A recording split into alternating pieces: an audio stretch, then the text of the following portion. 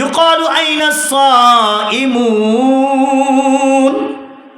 ফেরেশতারা ডাক দিয়ে বলবেন, ওগো রোজাদারেরা তোমরা কোথায়, তোমরা কোথায়, হে রোজাদারেরা তোমরা কোথায়? ইউকালু আইনা সাইমুন, আইনা মানে হে রোজাদারেরা তোমরা কোথায়? এই যে রাইয়ান নামক দরজাটা খোলা আছে, জান্নাতের দরজা, এই দরজা দিয়ে তোমরা ঢুকো। যখন সমস্ত রোজাদার বান্দা বান্দিরা এই জান্নাতের গেট দিয়া রাইয়ান নামক দরজা দিয়া যখন ঢুইকা পড়বেন রোজাদার বান্দা বান্দিরা, তখন আমার আল্লাহ তারা ফেরেশতাদেরকে বলবেন, সমস্ত রোজাদারেরা ঢুইকা পড়েছে, এখন আর খোলা রাখবা না, ওপেন রাখবা না, ওগুলি এখন এটার মধ্যে এই দরজার মধ্যে তালা লাগায়া দাও। ফেরেশতাকে বলার সাথে সাথে তালা লাগায়া দিবে। কত মানুষ ওই জান্নাতের গেটের মধ্যে দাঁড়ানো থাকবে। ফেরেশতারা জিজ্ঞাসা করবেন, তোমরা এখানে অপেক্ষা করতেছো কেন? তখন তারা বলবেন যে আমরাও তো এই জান্নাতের গেট দিয়া ঢুকতে চাই। তখন ফেরেশতারা বলবেন, এই জান্নাতের গেট দিয়া রোজাদার ছাড়া অন্য মানুষ প্রবেশ করতে পারবে না, তোমরা কি রোজা রাখছুনি?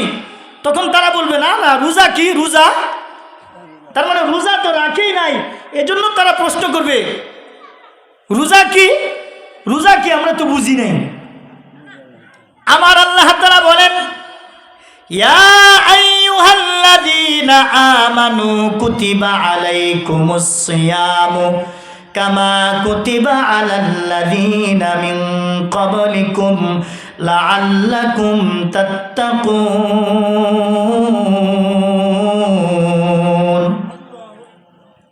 একজন খালি আল্লাহু আকবার কয়, হাদিস কইলেও কয় আল্লাহু আকবার, কোরআনের আয়াত কইলেও একজনই কয় আল্লাহু আকবার। আপনারা মনে হয় বুঝেন না, কোরআনের আয়াত পড়লে আল্লাহু আকবার বলা লাগে, কারণ আল্লাহ কত বড়, আল্লাহু আকবার কবীরা, আল্লাহ যত বড় আল্লাহর কালাম তত বড়। সুবহানাল্লাহ বলেন। সূরা বাকারা 183 নম্বর আয়াত, 2 নম্বর পারা 6 নম্বর পৃষ্ঠা, মোটামুটি পনে পৃষ্ঠার শেষের দিকে আছে আর কি। আল্লাহ বলেন, হে ঈমানদারেরা, ইয়া আইয়ুহাল্লাযীনা আমানু, হে ঈমানদারেরা, কুতিবা আলাইকুমুস সিয়াম, তোমাদের উপর সিয়াম ফরজ করা হয়েছে, কামা কুতিবা আলাল্লাযীনা মিন ক্বাবলিকুম, যেমন তোমাদের পূর্ববর্তী যারা ছিল তাদের উপর যেরকম সিয়াম ফরজ ছিল, আগের নবীদের উপর সিয়াম ফরজ ছিল, আগের নবীদের উম্মতের উপর সিয়াম ফরজ ছিল। কিন্তু আমাদের নবীজির উপরে যেরকম রমজান মাসের রোজা সিয়াম ফরজ, অন্যান্য নবীদের কাছে এরকম রমজান মাস ছিল না। আদম আলাইহিস সালাম চাঁদের 13, 14, 15 এই 3 দিন রোজা রাখতেন আইয়ামে বীজের। এখনো পর্যন্ত কোনো ব্যক্তি যদি এই 3 দিন রোজা রাখে, আমার আপনার আমল নামায় আল্লাহ তাআলা 1 বছর রোজা রাখার সওয়াব দান করবে। সুবহানাল্লাহ। মুসা আলাইহিস সালামের উপর মুহররমের 10 তারিখ আশুরা বলা হয়, ওই মুহররমের 10 তারিখের রোজা ফরজ ছিল। এরকম ভাবে এক এক নবীর উপর এক এক সিয়াম ফরজ ছিল, কিন্তু আপনার আমার নবীজির উপর, আপনার আমার আল্লাহ, আপনার আমার মালিক আল্লাহ তাআলা আপনার আমার পয়গম্বরকে এই দুনিয়া থেকে ইসরা করিয়েছেন, মেরাজ করিয়েছেন। আল্লাহ তাআলা বাইতুল্লাহ থেকে বাইতুল মুকাদ্দাস পর্যন্ত স্থানান্তরিত করেছেন, ইসরা করিয়েছেন, ভ্রমণ করিয়েছেন। আর ওই বাইতুল মুকাদ্দাস থেকে আমার আল্লাহর আরশ পর্যন্ত ভ্রমণ করিয়েছেন, মেরাজ করিয়েছেন। ওই মেরাজের রজনীতে আমার আল্লাহ আপনার আমার নবীকে এরকমভাবে 50 ওয়াক্ত নামাজ দিয়েছিলেন। এই 50 ওয়াক্ত নামাজ চতুর্থ আসমানে যখন মুসা আলাইহিস সালামের সাথে যখন সাক্ষাৎ হয়, মুসা আলাইহিস সালামের সাথে যখন সাক্ষাৎ হয়, সাক্ষাৎ হওয়ার সময় মুসা আলাইহিস সালাম বলেন, আমি তো আমার জাতিদের অন্তররোগের ডাক্তার ছিলাম, আমি তো চিকিৎসক ছিলাম। আমার বনি ইসরাইল গোত্রের জন্য 3 ওয়াক্ত নামাজ ফরজ ছিল, আমার উম্মতি 3 ওয়াক্ত নামাজ পড়তে পারে নাই। আর আপনার উম্মত তো দুর্বল হবে, ঘর থেকে খানা খাইয়া পায়খানার জন্য বাহিরে যাবে, এই শক্তি সামর্থ্য থাকবে না। এখন লক্ষ্য করে দেখেন, প্রত্যেকের ঘরের ভিতরে অ্যাটাচড বাথরুম বাথরুম আছে না নাই? কেমন দুর্বল, ঘরে খায়া ঘরের ভিতরেই পায়খানা করতেছি, কথা ঠিক কিনা? মূসা আলাইহিস সালাম বলেন আপনি যান, নামাজ কিছু কমায় আনেন। এরকম ভাবে একবার আর দুইবার না, 5 ওয়াক্ত করে কমাইতে কমাইতে 9 বার গেছে, 5 নং 45 ওয়াক্ত নামাজ কমাইছেন। 5 ওয়াক্ত করে কমাইতে কমাইতে পয়গম্বর 9 বার গেছেন। সর্বশেষ যখন চলে আসে তখন বলে আমার উম্মতের জন্য মূসা আলাইহিস সালাম বলতেছেন আমার উম্মতের জন্য 3 ওয়াক্ত নামাজ ফরজ ছিল, আপনার উম্মত পারবে না, দুর্বল। দিন দিন মানুষ দুর্বল হবে। এখন চিন্তা করে দেখেন আমরা তো দিন দিন দুর্বলই হইতেছি। মূসা আলাইহিস সালাম বলতেছেন নবী গো আপনি আবার যান, আপনার আমার নবী দয়াল নবী বলতেছেন আমার পক্ষে সম্ভব না, আমার লজ্জা লাগে, আর কতবার আমি আমার মালিকের কাছে যাব? আমি জিজ্ঞাসা করে আসছি ওগো আল্লাহ তাআলা, এনাফ যথেষ্ট হইছে। ওগো আল্লাহ আমার উম্মত যদি 5 ওয়াক্ত নামাজ আদায় করে কি পরিমাণ সওয়াব দিবেন? আল্লাহ ডেকে বলে নবী গো আপনার উম্মত যদি 5 ওয়াক্ত নামাজ আদায় করে 50 ওয়াক্ত নামাজের সওয়াব আমি আমলনামায় দিব। সুবহানাল্লাহ। 5 ওয়াক্ত নামাজ পড়লে আমার আল্লাহ আমলনামায় 50 ওয়াক্ত নামাজ পড়লে যে সওয়াব, এই সওয়াব আমলনামায় দিবেন। এখন যদি আপনি আমি খুজুর সাথে জামাতের সাথে মসজিদে যায় মানুষ, পুরুষ মানুষ যারা আছে তারা যদি জামাতের সাথে 5 ওয়াক্ত নামাজ আদায় করতে পারি, মহিলারা বাড়িতে যদি খাস কামরায় 5 ওয়াক্ত নামাজ আউয়াল ওয়াক্তে যদি পড়তে পারি, ইন্নাস সালাতা কানাত আলাল মুমিনিনা কিতাবাম মাওকুতা, ওয়াক্ত মতো নামাজ পড়া ফরজ। নামাজের বাহিরে এবং ভিতরে 13টা ফরজ আছে, আর আহকাম 13টা ফরজ আছে। এর ভিতরে একটা ফরজ হলো ওয়াক্ত মতো নামাজ আদায় করা। কোন পুরুষ এবং মহিলা যদি আদায় করে 50 ওয়াক্ত নামাজের সওয়াব দিবে। সুবহানাল্লাহ। শেষে মূসা আলাইহিস সালাম বলতেছেন আপনারা যে পাঠাইলাম এতে আমার একটা খুশনসিব হইছে। আল্লাহর নূর দেখে আমি এবং আমার উম্মত বেহুশ হয়ে পড়ে গেছিল, আর আপনি আল্লাহরে দেখে আসছেন আর আমি আপনারে দেখছি। আপনারে দেখে আমি আল্লাহ দেখার স্বাদ মিটাইলাম। সুবহানাল্লাহ। কেডা কইছে? মূসা নবী কইতেছে আপনি আল্লাহরে দেখে আসছেন আর আমি আপনারে দেখছি, আর আপনারে দেখা আমি আল্লাহ দেখার স্বাদ মিটাইলাম। সুবহানাল্লাহ বলেন। ওই মেরাজের রাত্রি আপনার আমার রব আল্লাহ তাআলা নবীজির উপরে 12 মাস রোজা রাখার নির্দেশ দিয়েছিলেন। 12 মাস রোজা দিয়েছিলেন, 12 মাস তার মানে সারা বছর। পয়গম্বর যখন বলেন আমার উম্মত দুর্বল পারবে না, তখন আমার আল্লাহ তাআলা কমাইতে কমাইতে 11 মাস কমাইছেন, 1 মাস রোজা দিয়েছেন। তখন পয়গম্বর জিজ্ঞাসা করে আল্লাহ 1 মাস রোজা রাখলে কি পরিমাণ সওয়াব হবে? তখন আল্লাহ তাআলা নবীকে ডাক দিয়ে বলেন আপনার উম্মত যদি এই 1 মাস রমজান মাসের রোজা রাখে, 12 মাস রোজা রাখলে যে সওয়াব দিব আমি আল্লাহ 12 মাসের সওয়াব 1 মাসের ভিতরেই দিব। সুবহানাল্লাহ। আমার পয়গম্বর হাদিসের মধ্যে বলেন আন আবি হুরায়রা রাদিয়াল্লাহু তাআলা আনহু قال قال رسول الله صلى الله عليه وسلم من صام رمضان إيمانا واحتسابا غفر له ما تقدم من ذنبه। পয়গম্বর হাদিসের মধ্যে বলেন, হযরত আবু হুরায়রা হাদিসটা বর্ণনা করেন, নবীজি বলেছেন কোন ব্যক্তি যদি ঈমান ও ইহতিসাবের সাথে, ঈমানের সাথে এবং সওয়াবের নিয়তে যদি কোনো ব্যক্তি রোজা রাখে, রমজানের রোজা রাখে, আমার আল্লাহ পিছনের সমস্ত গুনাহ বান্দার মাফ করে দিবে। সুবহানাল্লাহ। তাহলে বান্দা গুনাহ করে না? করে না? মানুষের গুনাহ আছে না নাই? তাহলে রোজা রাখলে আল্লাহ গুনাহ মাফ করবে। সাতার লাগায়া এরকম ভাবে পর্দা লাগায় যদি কেউ খায় তাহলে গুনাহ মাফ করবে না, আর গুনাহ দিবে। আর জোরে বলেন গুনাহ দিবে না গুনাহ মাফ করবে? তাহলে আমাদের দেশে রমজান যখন আসে শাটার লাগায় ভিতরে খায় না, দোকানের ভিতরে, রেস্টুরেন্টের মধ্যে এরকম ভাবে পর্দা লাগায়া বেড়া দিয়া ভিতরে খাওয়া দাওয়া করে। দুনিয়ার মানুষ না দেখলেও কে দেখে? আরো চিল্লায় বলেন, জোরে বলেন, কে দেখে? আল্লাহ দেখে না? দেখে না? দুনিয়ার মানুষের চোখে, দুনিয়ার মাখলুকের চোখে ফাঁকি দেওয়া যায়, কিন্তু আপনার আমার রবের চোখে ফাঁকি দেওয়া যায় না। কথা ঠিক কিনা জোরে বলেন। পয়গম্বর হাদিসের মধ্যে বলেন, মান সামা ইয়াওমান ইবতিগা ওয়াজহিল্লাহি বা'দাহুল্লাহু মিন জাহান্নামা কাবুদি গুরাবিন তাইরিন ওয়া হুয়া ফারখুন হাত্তা মাতা হারিমা। হযরত আবু হুরায়রা হাদিসটা বর্ণনা করে পয়গম্বর হাদিসের মধ্যে বলেন, কোনো ব্যক্তি যদি এই রমজান মাসের রোজা রাখে, একদিন যদি রোজা রাখে, একদিন কয়দিন জুড়ে বলেন, আমার সাথে একটু কথা বলেন, একদিন রোজা রাখে কয়দিন? কোন ব্যক্তি যদি একদিন রোজা রাখে, পয়গম্বর হাদিসের মধ্যে বলেন আল্লাহ তাআলা তাহার কাছ থেকে জাহান্নাম বহু বহু দূরে সরায়া দিবে। সুবহানাল্লাহ।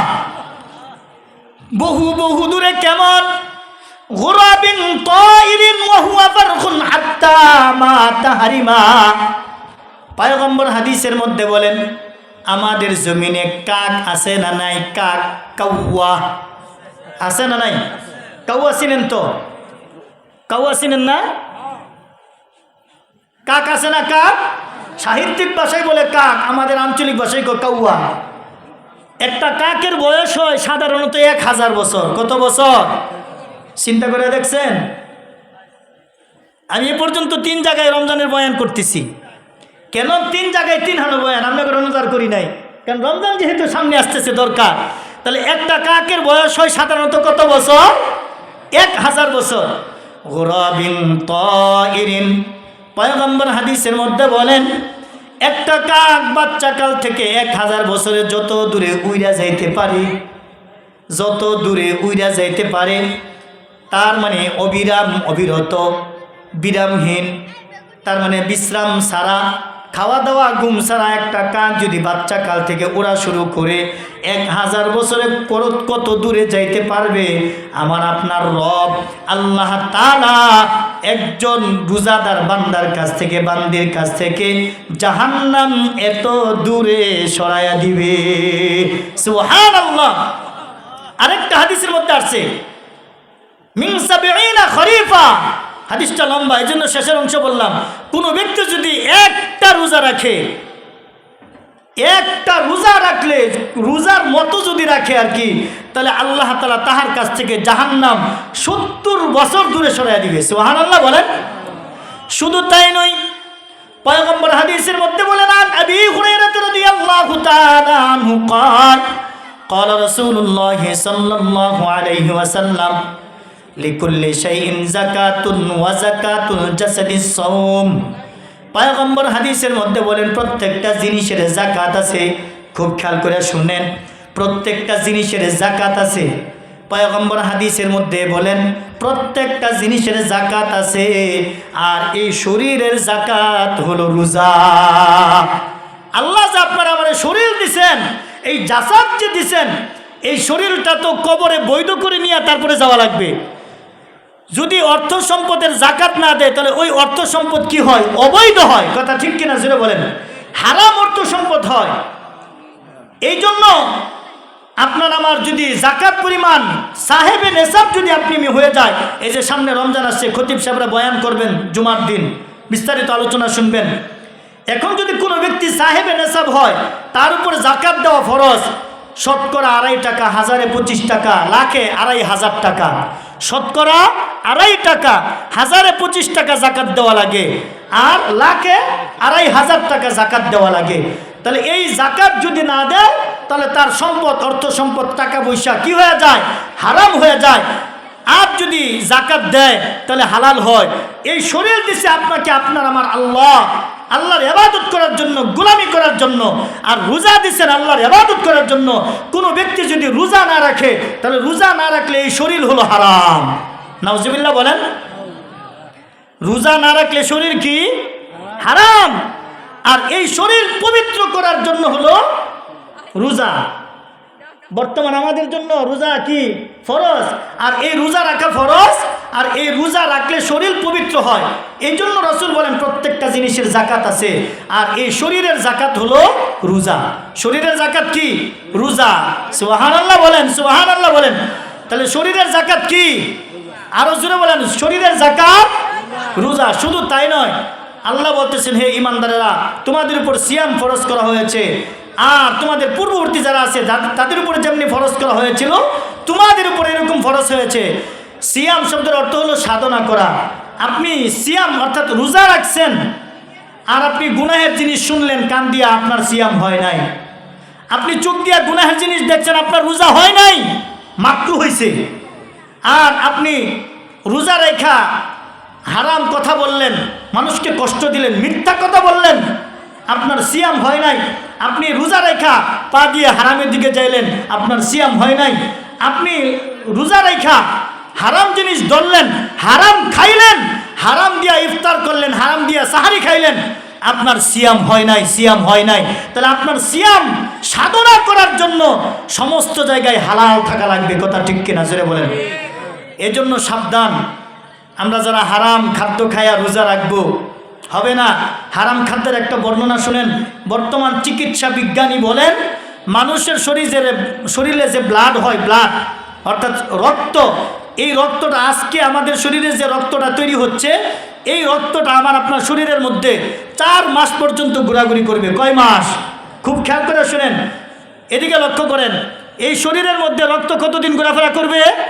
আজকে যে রক্তটা হচ্ছে, ব্লাড হচ্ছে, এই ব্লাড, এই রক্ত 4 মাস পর্যন্ত শরীরের মধ্যে ঘোরাঘুরি করবে। আর আজকে যদি আপনি হারাম খান, হারাম খাওয়ার পরে যদি আপনার শরীরে এই ব্লাড হয়, রক্ত হয়, তাহলে 4 মাস পর্যন্ত যদি ঘোরাঘুরি করে আপনার এই ব্লাড শরীরের মধ্যে, তাহলে হারাম খাইয়া রোজা রাখলে, ইফতার করলে, হজ করলে, যাকাত দিলে, কিয়ামত পর্যন্ত আপনার এই হারাম উপার্জন, হারাম আমল কবুল হবে না। কথা ঠিক কিনা জোরে বলেন। এই জন্য সাবধান, হালাল খাওয়ার চেষ্টা করি আমরা, হারাম পোশাক থেকে বেঁচে থাকি। হালাল পোশাক, হালাল খাদ্য, হালাল সব কিছু করার চেষ্টা করি। আমাদের দেশে দিন যত যাচ্ছে, মানুষ হারামের দিকে তত দৌড়ায় যাচ্ছে। কথা ঠিক কিনা জোরে বলেন। মানুষ হারামের দিকে দৌড়ায় যাচ্ছে, সমস্ত জায়গায় হারাম। জমিনে আসেন, জমিনে হারাম, গাছে আসেন, গাছে হারাম, মাছে আসেন, মাছে হারাম, আকাশে যান হারাম, জলে স্থলে সমস্ত জায়গায় হারাম আর হারাম। কথা ঠিক কিনা জোরে বলেন। হারাম খাচ্ছে মানুষ, হারাম ভক্ষণ করছে। এই হারাম খেয়ে খেয়ে যদি ইবাদত করে, এরকম খানায় কাবার গিলাপ ধরে যদি কান্নাকাটি করে, তার ইবাদত কবুল হবে না। কয় মাস? 4 মাস। আবার এই 4 মাস পরে যদি আবার খায়, আরও 4 মাস। কত মানুষ আছে জীবন জিন্দিগি শেষ। আমি প্রায় একটা কথা বলি, আমাদের দেশে 1967-68-তে বাংলাদেশের জমিনের অর্থাৎ আমাদের গাজীপুরে রেকর্ড হয়েছিল, জরিপ হয়েছিল। কথা ঠিক কিনা? এই রেকর্ডের মধ্যে কি যে আকাম কুকাম হয়েছে, একজনের সম্পদ আরেকজনের নামে রেকর্ড করাইয়া ওই মানুষটাকে রাস্তার ভিখারি বানায় ছেড়ে দিছে। কথা ঠিক কিনা জোরে বলেন। এই যে আকাম কুকাম করতেছে, যার নামে অবৈধভাবে রেকর্ড করে নিচ্ছে, আর ওই রেকর্ড করা সম্পদ দিয়া যদি এই সম্পদ থেকে যদি গাছ হয়, এই সম্পদ থেকে যদি ফল হয়, এই সম্পদ থেকে যদি রুয়া লাগায় খায়, এই সম্পদ থেকে শস্য উৎপাদন যদি করে খায়, এই সম্পদে যদি বাড়ি করে, তাহলে এই সম্পদ থেকে আজ থেকে 65 অর্থাৎ 67-68 সনে যদি হয়, তাহলে এই দাদা এই কাম করছে, বাপে এই কাম করছে, দাদা এই কাম করছে হারাম কাজ। এখন এই ওই দাদার করতে সন্তান হয়েছে, এর করতে আরো সন্তান হয়েছে, নাতি পুতি যারা আছে সবগুলি হারামখোর। কথা ঠিক কিনা জোরে বলেন। একটাও হালাল না, সব হারাম। কথা ঠিক কিনা জোরে বলেন। এই হারাম লোকের অভাব নাই। কথা ঠিক কিনা জোরে বলেন। যদি অভাব থাকতো তাহলে আমাদের জজ কোর্টে এত জমিনের মামলা কেন? কথা ঠিক কিনা জোরে বলেন। মানুষ জেনে শুনে, যারা জানেন এই আকাম কুকাম হয়েছে, যাই না শুনে যার যার সম্পদগুলো দিয়ে দেন, নাহলে কবরে লাঠি মারতে মারতে অবস্থা খারাপ হয়ে যাবে। কারণ এই কবর কারো মামার বাড়ি, আত্মীয়র বাড়ি, শ্বশুর বাড়ি না। কবরে আপনার আমার ব্যবহার দেখে আপনাকে আমার সাথে ব্যবহার করবে, আমল দেখে ব্যবহার করবে। কথা ঠিক কিনা জোরে বলেন। কবরে যদি শান্তি পাইতে চায়, দুনিয়াতে কিছু শান্তি কামাই করে তারপরে যায়। কথা ঠিক কিনা? আরো জোরে বলেন। কথা ঠিক কিনা? তাহলে হারাম থেকে বেঁচে থাকার তৌফিক দান করুন সকলে, বলি আমিন। বিস্তারিত আলোচনা করার সময় নাই। আমি আপনাদেরকে মনে হয় শেষে কিছু করার কথা বলে কষ্ট দিয়েছি? কষ্ট দেই নাই। কষ্ট তো সেই দেয় যেই ডাক্তারের কাছে রুগী যায়, রুগীকে তখন কি করে? আচ্ছা, আমাদের প্রত্যেকের কি আছে? মা বোন আছে না নাই? মা বোনের যখন ডেলিভারির সময় হয়, তখন ডাক্তার আরও কি করে? ব্যথার মধ্যে আরও ব্যথানাশক দেয় না? আরও ব্যথানাশক ট্রিটমেন্ট করে, ওষুধ দেয়, ইঞ্জেকশন দেয়, দেয় না? তার মানে আরও তাড়াতাড়ি খালাস হওয়ার জন্য, ডেলিভারি হওয়ার জন্য। তাহলে দুনিয়ার ভিতরে ডাক্তারের কাছে যদি যাওয়ার পরে আপনি আরও ওই ডাক্তারকে যদি প্রেসক্রিপশন করার কারণে আপনি যদি ডাক্তারকে আরও টাকা দেন, কত কিছু দেন, আরও আপনি চিকিৎসা করতেছেন, আপনার টাকা দিয়া আপনি সিজার করতেছেন, আপনি সব কিছু করতেছেন, ওইখানে আপনি ডাক্তারকে চর দেন না, থাপ্পড় দেন না, গালি দেন না, কোনো কিছু করেন না, ওই ডাক্তারকে আপনি আরও কত সুন্দর সাধুবাদ জানান। আর আমরা উলামায়ে কেরাম কোরআন দিয়ে হাদিস দিয়ে ট্রিটমেন্ট করি, আমাদেরকে গালিগালাজ করে, গালিগালাজ না, আমাদেরকে জেল জুলুম অত্যাচার আইনা করে নির্যাতন করা হয়। কথা ঠিক কিনা জুড়ে বলেন? তাহলে সেই দিন আমরা বুক করেছি, আমরা সামনে এই দিন দেখতে চাই না। কথা ঠিক কিনা জুড়ে বলেন? আল্লাহ আমাদের সবাইকে বুঝার আমল করার তৌফিক দান করুন। সকলে বলি আমিন। আসসালামু আলাইকুম।